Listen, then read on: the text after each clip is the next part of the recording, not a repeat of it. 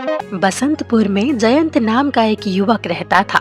वो हर समय यही सोचता रहता कि जल्दी से जल्दी अमीर कैसे बने। एक दिन उसके घर एक आदमी आता है।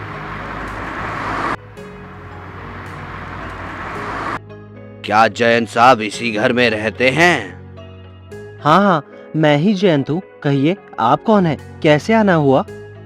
मैं रॉयल एजेंसी की तरफ से आया हूँ।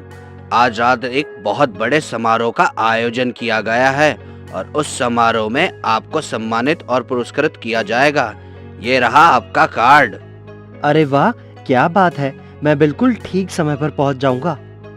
सर, मैं आपको अपने साथ ले जाने आया हूँ। मैं साथ में गाड़ी भी लाया हूँ। जयंत उस आदमी के साथ समारोह में जाता है। स्टेज पर उसका नाम पुकारा जाता है।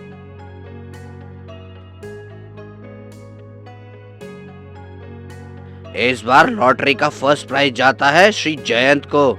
श्री जयंत, आप स्टेज पर आइए और अपना प्राइज 5 लाख रुपए ग्रहण कीजिए। जयंत अपना प्राइज लेने के लिए स्टेज की ओर बढ़ने लगता है। तभी उसकी माँ एक गिलास में पानी लेकर आती है और सोए हुए जयंत के ऊपर फेंकती है।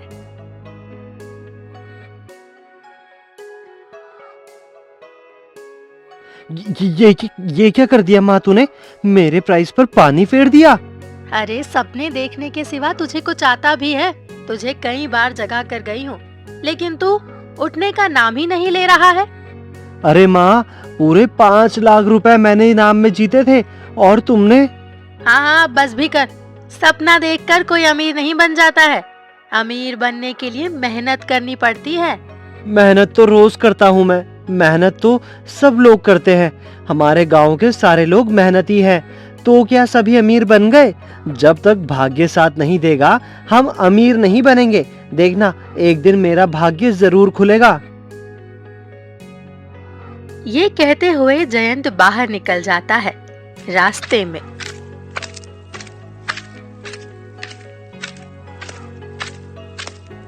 लगता है कल रात भर खूब बारिश हुई है। चारों तरफ फिसलन ही फिसलन है और सड़क भी कितनी खराब है। पता नहीं कब कौन यहाँ गिर जाएगा। एक काम करता हूँ, जंगल वाले रास्ते से चला जाता हूँ। कम से कम वहाँ कीचड़ तो नहीं मिलेगा ना। ये कहकर वो जंगल वाले रास्ते की ओर चल देता है।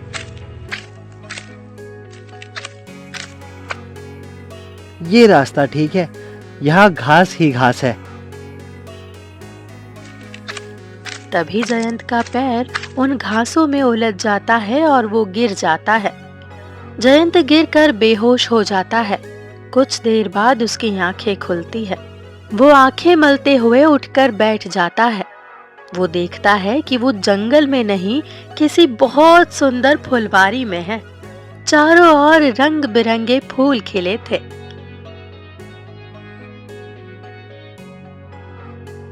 ये मैं कहाँ आ गया?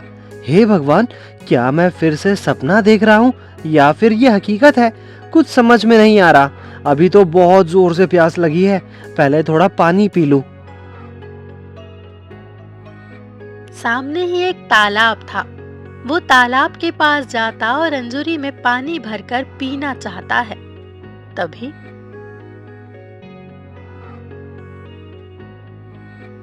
सावधान!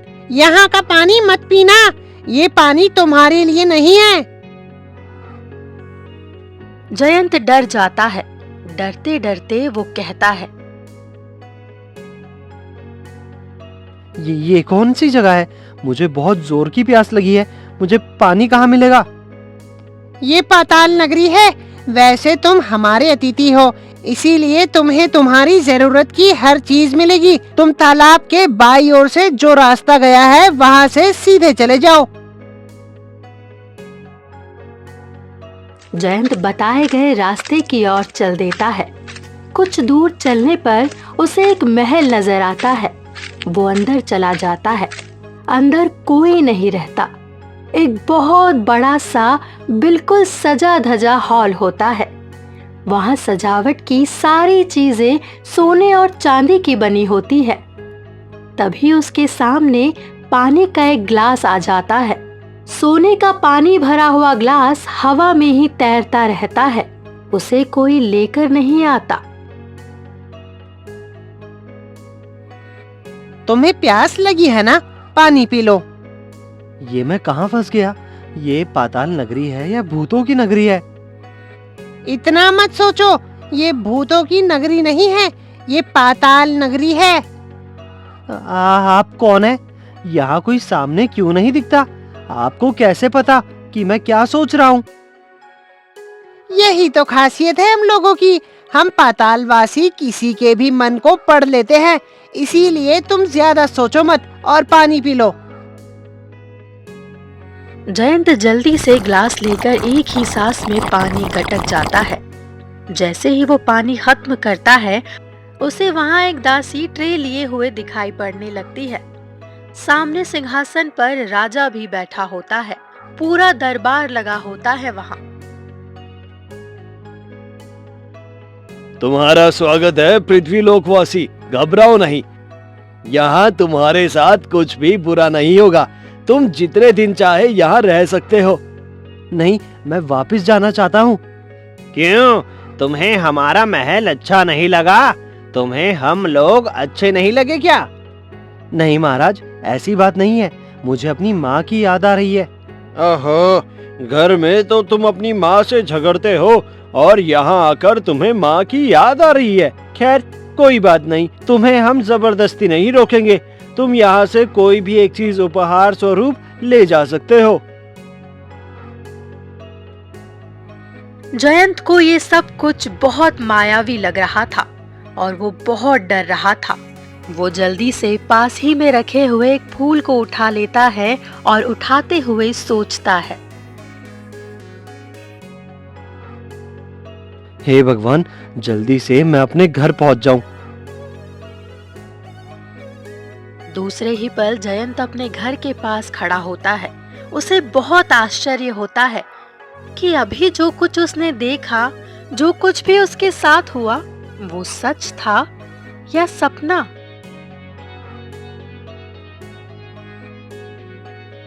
ये मेरे साथ क्या हो रहा है? मैं दिन में सपना कैसे देख सकता हूँ? और मेरे हाथ में तो ये फूल भी है। यही फूल तो मैंने राजमहल से उठाया था। तो क्या वो सब सच था? अचानक यहाँ कैसे आ गया? अब मैं कुछ नहीं करूँगा, कुछ नहीं सोचूंगा। अब मैं सीधे अपने कमरे में जाना चाहता हूँ।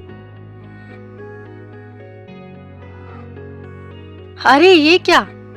जयंत तो सीधे अपने कमरे में था, अपने बिस्तर के पास। इसका मतलब मेरे साथ जो कुछ भी बीता वो सब सच था। अरे वाह, अब तो मैं जो सोचूंगा वही हो जाएगा। क्या मुझ में इतनी शक्ति आ गई है? हे भगवान, मेरे पास 10 लाख रुपए आ जाए।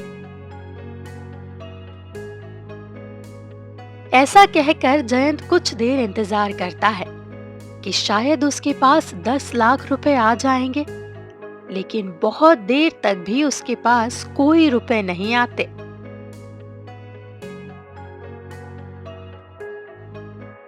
कमाल है, मेरे पास तो एक भी रुपए नहीं आए। कुछ समझ में नहीं आ रहा, ये क्या झोलमोल है? मेरा दिमाग घूम रहा है। थोड़ा चौक पर से टहल कर आता हूँ। इतना कहते ही जयंत सीधे चौक पर पहुंच जाता है। उसका दिमाग एक बार फिर चकरा जाता है। ये क्या हो रहा है? मैं कहीं पागल ना हो जाऊं। हे भगवान, ये मैंने क्या कह दिया? कहीं मैं सचमुच में पागल तो नहीं हो जाऊंगा? नहीं नहीं, मैं पागल नहीं हूँ। मेरा दिमाग काम कर रहा है। अब मुझे थोड़ा थोड़ा समझ में आ गया है। लगता है ये सब इस फूल का कमाल है। इसका मतलब ये है कि इस फूल के सहारे मैं जब चाहे जहाँ चाहे वहाँ पहुँच सकता हूँ। लेकिन अमीर बनने के लिए मुझे खुद से मेहनत करनी पड़ेगी। ये कहकर वो उस फूल को पॉकेट में रख लेता है।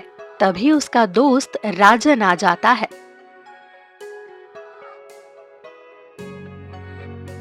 कहाँ है भाई? आज तुम दिन भर दिखाई नहीं दिए। तू बता, सब ठीक है ना? अरे नहीं भाई, तुम तो आज दिखाई नहीं दिए। पता है, आज गांव में एक हादसा हो गया। क्या कह रहा है भाई? क्या हो गया? अरे भाई क्या बताऊं, मुखिया जी के दोनों बच्चे दोपहर में खेलते हुए गहरे बोरवेल में गिर गए। सारा गांव हैरान परेशान है कि इन बच्चों को कैसे निकाला जाए। बच्चों की माँ रोती रोती बेहोश हो जा रही है। अब तो शाम भी हो गई है, पता नहीं क्या होगा। हाँ भाई, हमें कुछ उपाय सोचना होगा, उन बच्चों को बचाना होगा। तू चल, मैं आता हूँ। राजन को भेजकर जयंत मन में सोचता है कि काश मैं बोरवेल में जाकर बच्चों को निकाल पाता। ये सोचते ही जयंत बोरवेल के अंदर पहुंच जाता है। फिर उन दोनों बच्चों को अपनी गोद में उठाकर फूल की मदद से बोरवेल से बाहर आ जाता है। जयंत को अपने बच्चों के साथ बाहर आया देखकर मुखिया जी बहुत खुश होते हैं। सारे लोग इतने खुश होते हैं कि कोई ये सोच भी नहीं पाता कि जयंत बोरवेल के अंदर कब और कैसे गया।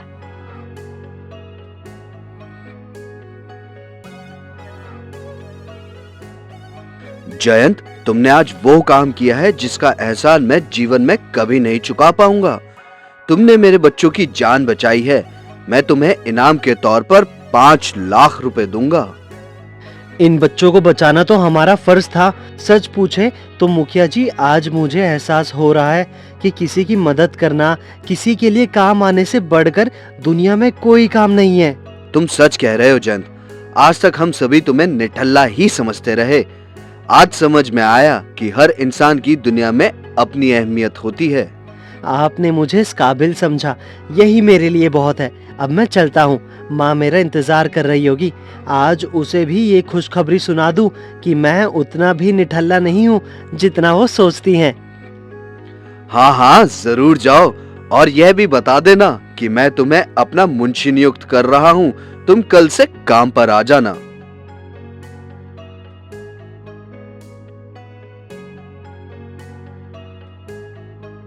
जयंत की माँ को जब पता चलता है कि मुखिया ने जयंत को 5 लाख रुपए इनाम की घोषणा की है और अपने यहाँ मुंशी नियुक्त किया है, तो वो बहुत खुश होती है। जयंत माँ को सारी बातें बताता है, लेकिन पाताल लोक का राज नहीं बताता। वो मन में सोचता है कि जब भी किसी को जरूरत होगी वो इस फूल की मदद से लोगों की मदद करेगा, लेकिन ये रहस्य कभी किसी को नहीं बताएगा।